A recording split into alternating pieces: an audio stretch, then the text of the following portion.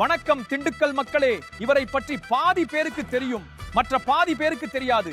ஆனால் தெரியாதவர்களும் இன்று தெரிந்து கொள்ளுங்கள். இவர் பெயர் ராதாகிருஷ்ணன். திண்டுக்கல் RMDC காலனியை தனது பூர்வீகமாக கொண்டவர். ஒரு சாதாரண நடுத்தர குடும்பத்தில் பிறந்தவர். ஆனால் இவர் ஒரு சாதாரண மனிதன் அல்ல. தன் உழைப்பை எப்போதும் கைவிடாத ஒரு போராளி. சிறு வயதிலிருந்தே இரக்க குணம், மனித நேயம், மற்றவர்களுக்கு உதவ வேண்டும் என்ற எண்ணம், இவை அனைத்தும் அவருடைய உள்ளத்தில் இருந்தன.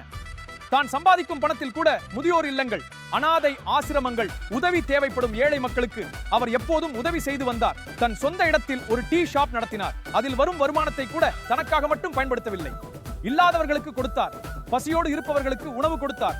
உதவி கேட்டவர்களை ஒருபோதும் காலியாக அனுப்பவில்லை. நாட்கள் கடந்தன, ஆனால் அவருடைய குணம் மாறவில்லை.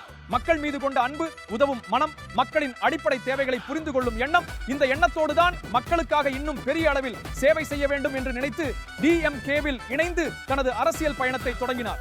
அவருடைய அரசியல் பயணத்தில் வெற்றியும் வந்தது, தோல்வியும் வந்தது. ஆனால் எந்த நிலையிலும் மக்களை அவர் ஒருபோதும் விட்டு செல்லவில்லை. காலங்கள் கடந்தன. ஒரு 2 வருடம் அல்ல, முழு 33 வருடங்கள் அவர் இருந்த அரசியல் கட்சிக்காகவும் மக்களுக்காகவும் தனது வாழ்க்கையையே அர்ப்பணித்தார். ஆனால் அவர் அரசியலுக்கு வந்த ஒரே நோக்கம் மட்டும் ஒருபோதும் மாறவில்லை. அது என்ன தெரியுமா?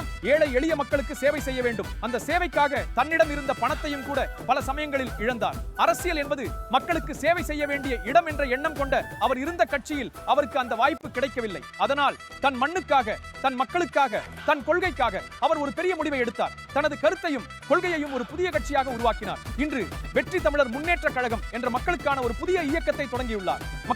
மக்களை ஒருபோதும் மறக்காதவரை நாம் மறந்துவிட்டால் அது அவருக்கான இழப்பு அல்ல, நமக்கான இழப்பாகவே இருக்கும். மக்களுடன் இருந்து மக்களின் கண்ணீரை துடைத்த இந்த மனிதன் இன்னும் அதிக சேவை செய்ய நாம் அவரை ஆதரிப்போம், நாம் அவருடன் நிற்போம். திண்டுக்கல் மக்களே, நாளை வரலாறு எழுதும் போது இந்த மண்ணின் மக்கள் தான் மாற்றத்தை உருவாக்கினார்கள் என்று சொல்ல வேண்டும். அதற்காக சின்னம் பலாப்பழம் ஒருபோதும் மறவாதீர். வெற்றி தமிழர் முன்னேற்ற கழகம் வாழ்க, மக்களாட்சி வெல்லட்டும்.